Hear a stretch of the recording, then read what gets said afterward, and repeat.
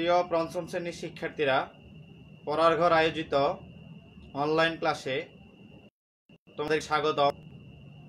পঞ্চম শ্রেণীর জন্য আজকের আলোচনার বিষয় হচ্ছে গণিত অনুশীলনী ৮ এর একটি অঙ্ক নিয়ে। তো খেয়াল করো শিক্ষার্থীরা, আমরা ক্লাসে চলে যাচ্ছি। তোমাদের গণিত পাঠ্য বইয়ের ৯১ পৃষ্ঠায় ৯৩ পৃষ্ঠায় অনুশীলনী ৮ এর ১ নাম্বার যে অঙ্কটা ছিল গড় নির্ণয়, মানে কয়েকটি রাশির কিভাবে গড় নির্ণয় করতে হবে সেই প্রক্রিয়াটি নিয়ে কালকে আমি ক্লাস করিয়েছিলাম। আজকে তোমাদের ২ নাম্বার অঙ্কটা করাবো। ২ নাম্বার অঙ্কটি হচ্ছে ৬টি বইয়ের ওজন ৯২৪ গ্রাম। বইগুলোর গড় ওজন কত? তাহলে ৬টি বইয়ের ওজন হচ্ছে ৯২৪ গ্রাম। বইগুলোর গড় ওজন বের করতে হলে কি করতে হবে? ৬টি বইয়ের ওজনকে ৬ দ্বারা কি করতে হবে? ভাগ করতে হবে। ভাগ করলে আমরা বইগুলোর বা ৬টি বইয়ের গড় ওজন কি পেয়ে যাব। তাহলে লিখতে পারি যে ২ নাম্বার যে দেওয়া আছে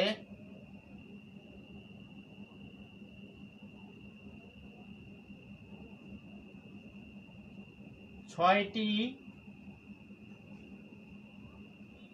বইয়ের ওজন ৯২৪ গ্রাম। এখন ৬টি বইয়ের গড় ওজন বাই করতে হলে আমরা লিখতে পারি বইগুলোর গড় ওজন, বইগুলোর গড় ওজন রাশিগুলোর যোগফল। এখানে রাশিগুলোর যোগফল বলতে বই ৬টির ওজন বোঝানো হয়েছে। বই ৬টির ওজন বোঝানো হয়েছে। তাহলে বই ৬টির ওজন কত? ৯২৪ বাই রাশির সংখ্যা। রাশি কয়টা? যেহেতু ৬টি বই ওজন ৯২৪ গ্রাম, তাহলে রাশির সংখ্যা ৬। তো ৯২৪ কে ৬ দ্বারা আমাদের কি করতে হবে? ভাগ করতে হবে। ভাগ করলে প্রাপ্ত ভাগফল দাঁড়ায় ১৫৪ গ্রাম। প্রাপ্ত ভাগফল কি দাঁড়ায়? ১৫৪ গ্রাম। আশা করি শিক্ষার্থীরা এটাই হচ্ছে এই অঙ্কের উত্তর। বইগুলোর গড় ওজন কত? ১৫৪ গ্রাম। আশা করি শিক্ষার্থীরা তোমরা অঙ্কটি বুঝতে পেরেছ।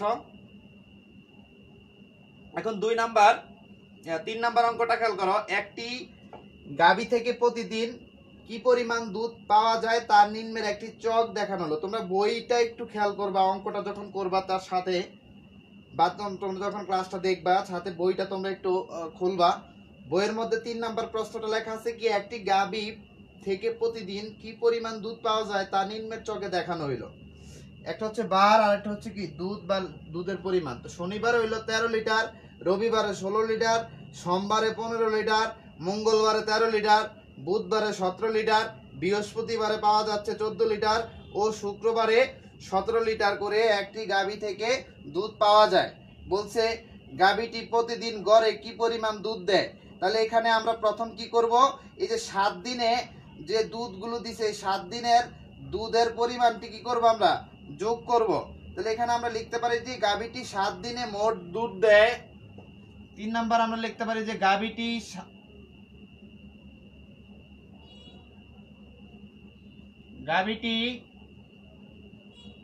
৭ দিনে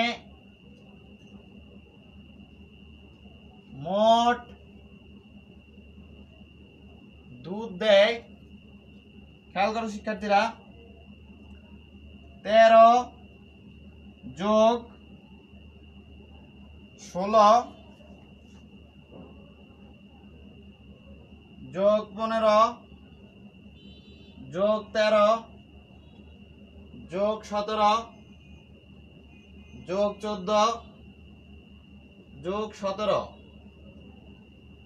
সমান সবগুলো সংখ্যা আমরা ৭ দিনে যে পরিমাণ দুধ গাভীটি দেয় সবগুলো আমরা যোগ করলাম। এখন যোগ করলে প্রাপ্ত যোগফল হয় 105 লিটার। 105 লিটার। তাহলে 7 দিনে গাভীটি মোট দুধ দেয় 105 লিটার। তাহলে এখানে আমাদের অঙ্কটা বলছি কি, যে গাভীটি প্রতিদিন গড়ে কি পরিমাণ দুধ দেয়। তাহলে গাভীটি প্রতিদিন গড়ে দুধ দেয়, অতএব গাভীটি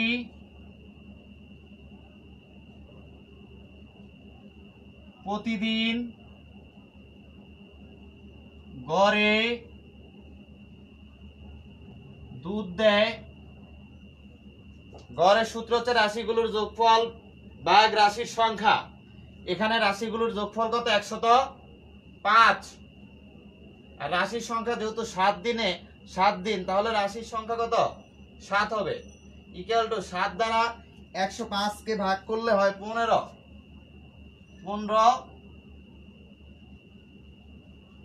লিটার। তাহলে গাভীটি প্রতিদিন গড়ে 15 লিটার করে কি দেয়? দুধ দেয়। এটাই হচ্ছে 3 নং প্রশ্নের উত্তর। আশা করি শিক্ষার্থীরা তোমরা অঙ্কটি বুঝতে পেরেছ।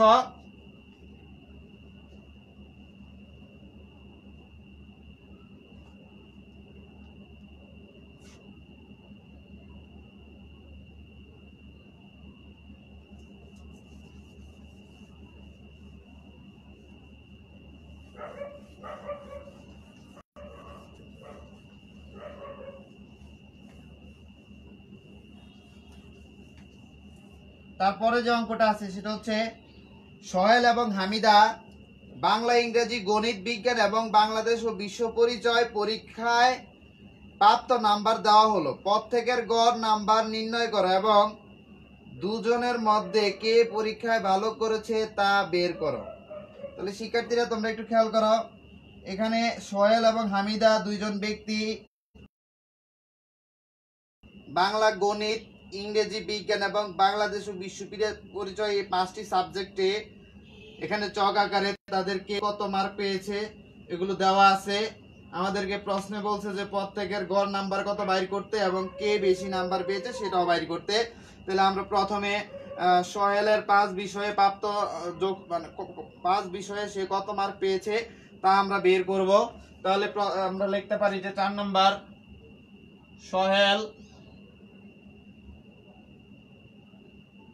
সোহেলের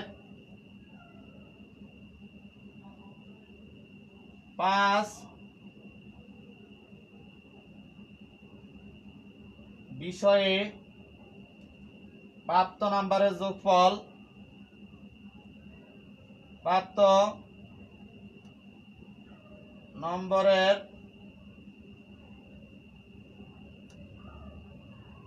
যোগফল 68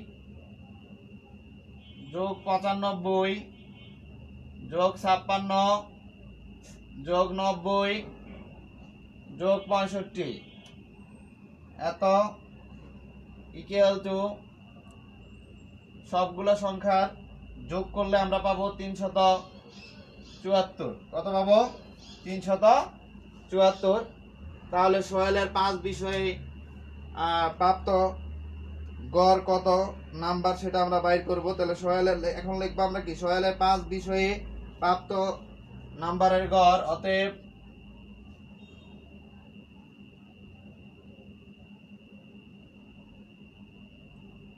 সোহেলের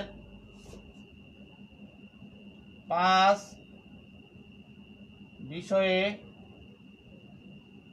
প্রাপ্ত নাম্বারের গড় সমান, এখানে 374 কে কত 1 2 3 4 5 রাশির সংখ্যা, মানে 5টি সাবজেক্টের যোগফল, 5টি সাবজেক্টে কত মার্ক পেয়েছে টোটাল 374। তাহলে 374 কে 5 দ্বারা কি করতে হবে? আমাদের ভাগ করতে হবে। ভাগ করলে প্রাপ্ত ভাগফল হবে 74.8। 74.8। তাহলে এটা হচ্ছে সোহেলের 5 বিষয়ে প্রাপ্ত গড় নাম্বার হচ্ছে 74.8। এখন আরেকজন ব্যক্তি আছে, এটা হামিদা। হামিদার 5 বিষয়ে প্রাপ্ত নাম্বারের যোগফল আমরা বের করব। তাহলে লিখতে পারি যে হামিদার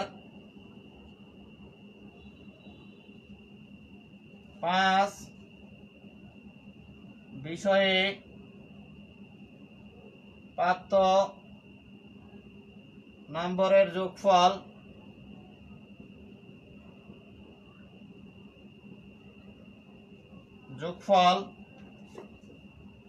হচ্ছে 72 যোগ 78 যোগ 84 যোগ 80 যোগ 86 সমান 400 নাম্বার। অতএব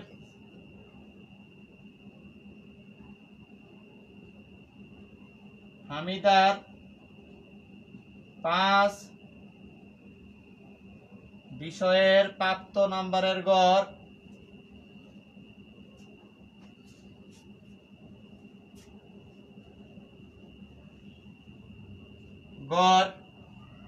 400 কে 5 বিষয়ের নাম্বার মোট যোগফল যেহেতু 400, তাহলে 400 কে 5 দ্বারা ভাগ করলে হামিদার 5 বিষয়ে প্রাপ্ত নাম্বারের গড় পেয়ে যাব। তাহলে 8 দ্বারা 400 কে ভাগ 5 দ্বারা 400 কে ভাগ করলে হয় কত?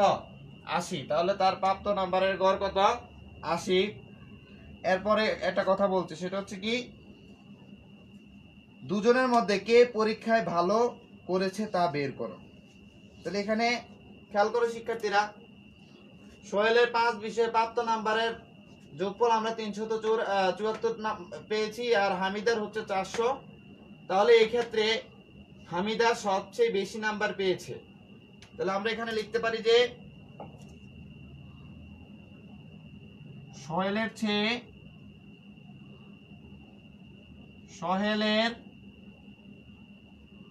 চেয়ে হামিদা বেশি নম্বর পেয়েছে।